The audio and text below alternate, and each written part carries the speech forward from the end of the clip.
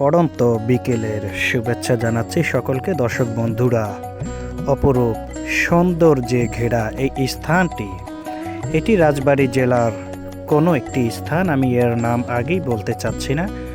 আপনারা কেউ যদি চিনে থাকেন অবশ্যই জানাতে পারেন এটি রাজবাড়ির কোথায় অবস্থিত।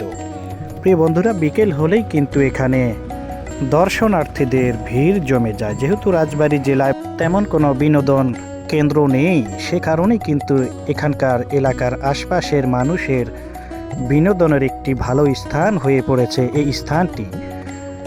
এখানে কিন্তু সুইচ গেট আর তার দুপাশ দিয়ে কিন্তু বিশাল বিশাল সবুজের ঘেরা গাছপালা রয়েছে এবং বর্ষা মৌসুমে কিন্তু এই খালগুলোতে পানিতে একেবারে টইটুম্বুর হয়ে যায়, যে কারণে কিন্তু এখানকার যেই সৌন্দর্য সেটি কিন্তু আরও অনেক অনেক বৃদ্ধি পেয়ে যায়।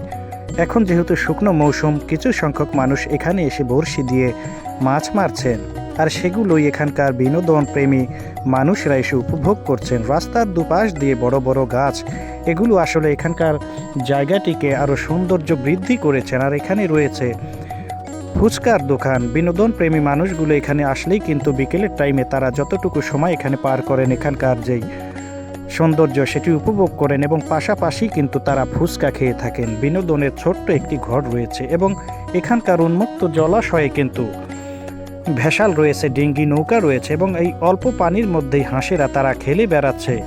সব কিছু মিলিয়েই কিন্তু এখানকার স্থানটি অপরূপে সৌন্দর্যে একেবারে ঘেরা।